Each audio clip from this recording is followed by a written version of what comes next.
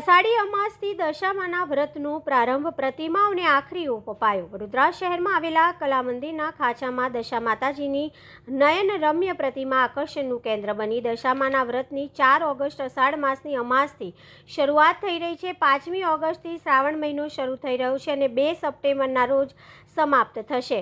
આ 10 દિવસનું વ્રત હોય છે। ભક્તો આ તહેવારને દશામાના નીરતા દેવીની નવરાત્રિ તરીકે પણ ઓળખે છે। ત્યારે ડભોઈ શહેર બજારમાં મૂર્તિકારો દ્વારા માતાજીની નયનરમ્ય પ્રતિમાઓને આખરી ઓપ આપી દેવામાં આવ્યો છે। દશામાનું વ્રત અષાઢ વદ અમાસની શરૂ થાય છે। દશામાના પવિત્ર તહેવાર વ્રત 10 દિવસ સુધી ચાલે છે, જેથી ખાસ કરીને મહિલા શ્રદ્ધાળુઓમાં ભારે હર્ષોલ્લાસ જોવા મળે છે।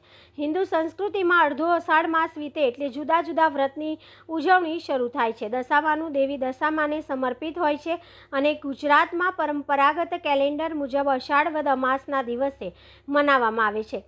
દશામાના વ્રતની અષાઢ માસની અમાસ 4 ઓગસ્ટથી શરૂઆત થઈ રહી છે, જે આગામી 13 ઓગસ્ટના દિવસે મંગળવારે સમાપ્ત થશે। જ્યારે 5મી ઓગસ્ટથી ગુજરાતી શ્રાવણ મહિનો પૂર્ણ થઈ રહ્યો છે અને 2 સપ્ટેમ્બરના રોજ સમાપ્ત થશે। આ 10 દિવસ દશામાનું વ્રત માઈ ભક્તો શ્રદ્ધાભેર ઉજવશે।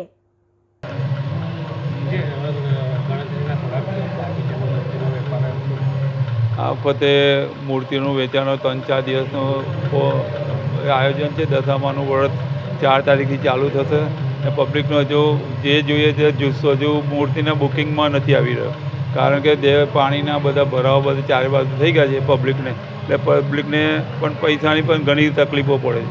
આવીને ભાવ પણ અમારે કંઈ બહુ ઓછામાં માગી રહ્યા છે, કેમ કે દરેકને તકલીફ છે આ વખતે। એટલે માતાજી મૂર્તિઓ 3 તારીખે લઈ જવાના પબ્લિકનો ઘસારો રહેશે। અહીંયા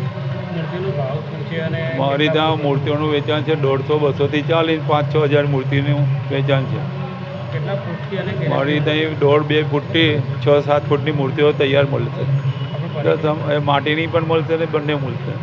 મારું નામ ઉમાકાંતસિંહ પ્રજાપતિ, પ્રકાશ મૂર્તિયાર્ડ, લોકનાથ મંદિર રોડ, અને નાના કાકા નામે મેં પ્રખ્યાત છું।